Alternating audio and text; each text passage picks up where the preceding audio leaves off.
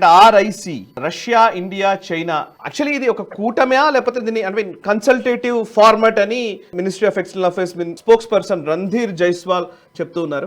ఆర్ఐసి గురించి Russia India China మూడు ఒక దగ్గరికి వచ్చి అంటే బ్రిక్స్ లో ఆల్రెడీ రష్యా చైనా ఇండియా భాగస్వాములుగా ఉన్నారు. మిగతా బ్రెజిల్ అండ్ మిగతా దేశాలను పక్కన పెట్టేస్తే కనుక ఆర్ఐసి కనుక ఒక ఫార్మాట్ లోకి వస్తే అంటే ఒక కొత్త న్యూ వరల్డ్ ఆర్డర్ కి ఇదేమైనా ఉపయోగపడుతుందా? అంత దూరం ఆలోచించాల్సిన అవసరం లేదు, జస్ట్ ఒక చిన్న అంశంగానే మనం పరిగణనలోకి తీసుకోవాలా అనేది ఒక అంశం.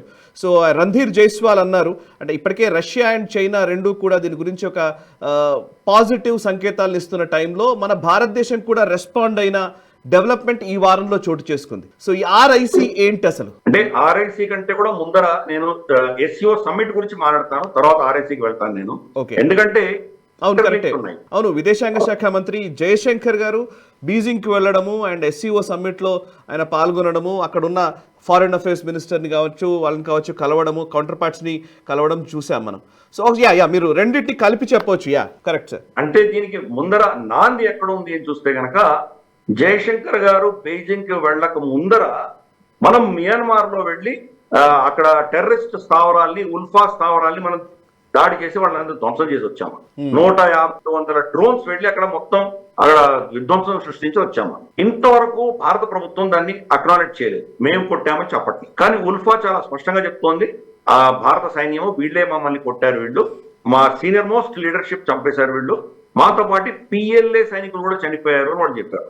అంటే పిఎల్ఏ వాళ్ళని డైరెక్ట్ గా భారత సరిహద్దుల్లో అసిస్ట్ చేస్తున్నాం. వాళ్ళకి అస్త్రాలు ఇవ్వడమే కాదు, లాజిస్టిక్స్ ఇవ్వడమే కాదు, ఇవన్నీ కూడా చేస్తున్నాం. అటువంటి వాళ్ళని ఫస్ట్ మనం కంప్లీట్ గా సర్వనాశనం చేసిన తర్వాత జయశంకర్ గారు బీజింగ్ వెళ్ళారు. సీక్వెన్స్ చూసామంటే మనం అర్థం చేసుకోవచ్చు. సో బీజింగ్ కి వెళ్ళినప్పుడు ఆల్రెడీ మనం చైనాకు వాళ్ళ ధీటుగా సమాధానం ఇచ్చి మీరు మా వ్యతిరేకంగా మీరు ఏమేమి చర్యలు చేస్తున్నారో వాటిని మేము గమనిస్తున్నాము, వాటికి మేము కౌంటర్ ఇవ్వడానికి సిద్ధంగా ఉన్నాము, ఇదిగో మేము చేసిన చర్య ఇది అని చెప్పి మాకు గౌరవం ఇవ్వడం నేర్చుకోండి అని చైనాకు చెప్పాము మనం వెళ్ళి. అందుకనే అక్కడ జయశంకర్ గారు ఎస్సీఓలో మాట్లాడిన మాటలు కావచ్చు, అక్కడ వాంగీతో మాట్లాడిన చర్చల్లో చెప్పినటువంటి విషయాలు కావచ్చు, చాలా క్లారిటీ తోటి టెర్రరిజానికి వ్యతిరేకంగా మేము పోరాటం చేస్తున్నాము. ఎస్సీఓ అన్నది ఒక కూటమి తయారైంది, దానికోసం తయారైంది.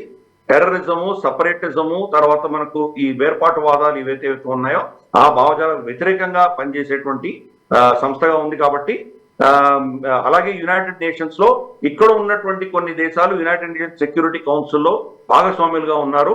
వాళ్ళు పాస్ చేసిన రెజల్యూషన్ పహల్గామ్ లో జరిగిన ఘటన వెనకాల ఉన్న శక్తులని శిక్షించాలి అని చెప్పారు. మేము అదే చేశామని చాలా ధీటుగా అక్కడ సమాధానం ఇచ్చినప్పుడు దాని వెనకాల ఈ రెండు దేశాలకు సందేశం వెళ్ళి, ఒకటి ఆపరేషన్ సింధూర్ పేరిట మనం పాకిస్తాన్ కొట్టొచ్చాము, రెండు ఉల్ఫాని పిఎల్ఏని మియాన్మార్ లో కొట్టి చైనాకు సందేశం ఇచ్చాం.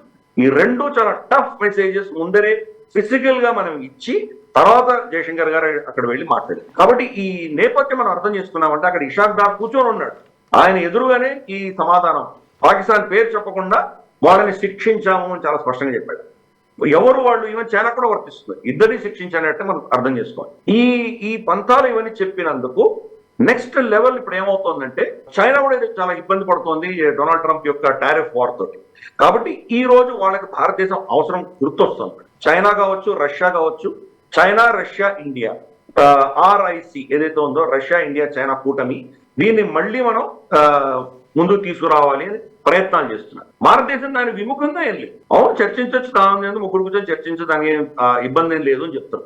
కానీ ball is in China sport, అది మనం చాలా స్పష్టంగా చెప్తున్నాం. చైనా భారతదేశంతో ఎటువంటి సంబంధాలు పెట్టుకోదలుచుకుందో దానికి అంతే స్థాయిలో మనం కూడా రెస్పాండ్ చేయబోతున్నామని స్పష్టంగా చెప్తున్నాం వాళ్ళకి. ఆర్ఐసి అన్నది రష్యాకి చాలా కీలకము, చైనా కూడా చాలా కీలకం. భారతదేశానికి కీలకం కాదు అని నేను అనట్లేదు. భారతదేశానికి కూడా వీళ్ళు ముగ్గురు కలిస్తే కనుక అమెరికన్ వెస్టర్న్ ఇన్ఫ్లుయెన్స్ ని చాలా ఈజీగా మనం హ్యాండిల్ చేయొచ్చు.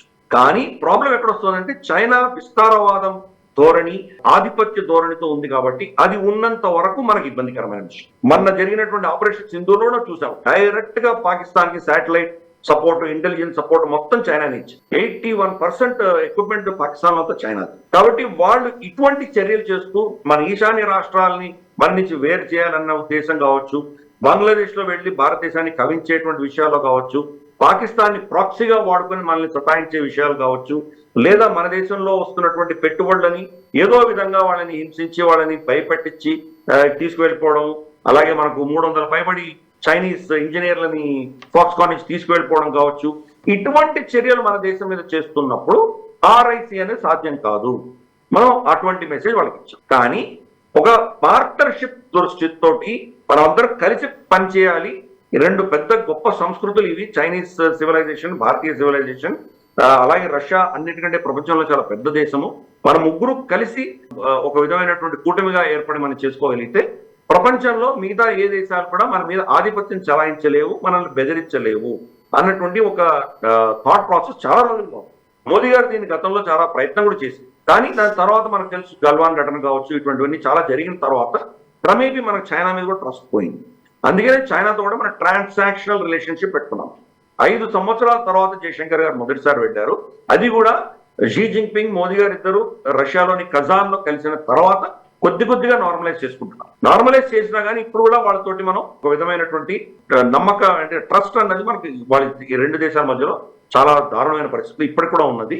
ఆచితూచి మనం కూడా వ్యవహరిస్తాం. రాబోయే కొన్ని నెలల్లో బహుశా మోదీ గారు బెయిజింగ్ వెళ్లాల్సి వస్తుంది, చైనాకు వెళ్లాల్సి వస్తుంది, SCO సమ్మిట్ ఉంటుంది కాబట్టి అక్కడ వెళ్తున్నారు. కాబట్టి మనం ఇవన్నీ కూడా పాజిటివ్ సైన్స్ ఇస్తున్నాం. RICలో మేము భాగస్వామ్యులు అవ్వడానికి సిద్ధంగా ఉన్నాం. కానీ దానికి మీ ప్రవర్తన ఆధారంగా మేము దాన్ని ఏం చేయాలో నిర్ణయిస్తాము అని చాలా స్పష్టంగా చైనాకు మనం కూడా మెసేజ్ ఇస్తున్నాం. కాబట్టి ఇవన్నీ కూడా గతంలో మనం ఏంటంటే మనం అందరిని నమ్మి వెళ్ళి కొంత ఏదో మైత్రితోటి అందరు కలిసి పనిచేద్దామని ఇటువంటి ఏదో సద్భావనతోటి మనం వెళ్ళేవాళ్ళం. దానికి భిన్నంగా ఈసారి ఒక క్షాత్రం మనం ప్రదర్శించి మన శక్తి ఏంటో నిరూపించి వాళ్ళకు మన శక్తి ఏంటో దానికి ఒక నిదర్శన చూపించి తర్వాత వాళ్ళతో మాట్లాడుతున్నాం. ఆపరేషన్ సింధూర్ కావచ్చు, లేదా మియన్మార్ లో జరిగిన దాడి కావచ్చు, ఈ రెండు చేసిన తర్వాతే చైనాతో మాట్లాడుతున్నాము, RIC గురించి మాట్లాడుతున్నాం. అందుకని భారతదేశాన్ని గౌరవించక తప్పట్లేదు చైనా. విస్మరించి మన మీద ఏదైనా దుందుడుకు చర్యలు చేస్తే కనుక నష్టపోయేది చైనా. చైనా ఎకానమీ చాలా గణనీయంగా దెబ్బతినింది. మనం గ్లోబల్ రౌండప్ లో ఆల్మోస్ట్ గత సంవత్సరంగా మనం దీని గురించి చర్చిస్తున్నాం. మనము వాళ్ళ బ్యాంకింగ్ సిస్టమ్ ఎలా కొలాప్స్ అవుతుంది, వాళ్ళ రియల్ ఎస్టేట్ ఎలా కొలాప్స్ అవుతుంది, వాళ్ళ డెమోగ్రఫీ ఎలా దెబ్బతింటుంది, వాళ్ళ ఈ చిప్ వార్లో ఎలా వాళ్ళు దెబ్బతింటున్నారు, వాళ్ళు ట్రేడ్ వార్లు ఎలా దెబ్బతింటున్నారు, అలాగే ఎన్నో దేశాలతో కవింపు చర్యలు చేయడం వల్ల కూటములు ఎలా వాళ్ళకి వ్యతిరేకంగా ఏర్పడుతున్నాయి, సప్లై చైన్స్ ఎలా వెళ్తున్నాయి, క్వాడ్ ఏం చేస్తుంది. అసలు మన ప్రేక్షకులు వీళ్ళు చూసిన వాళ్ళందరూ కూడా వాళ్ళకి తప్పకుండా దీని గురించి మనం చాలా విషయాలు మనం ఆల్రెడీ చెప్పాము. కాబట్టి ఈ రోజు భారతదేశం గతంలో ఉన్నటువంటి పరిస్థితి కాకుండా ఒక విధమైనటువంటి శాస్త్రంతో మనం ఇవన్నీ కూడా డీల్ చేస్తున్నాము.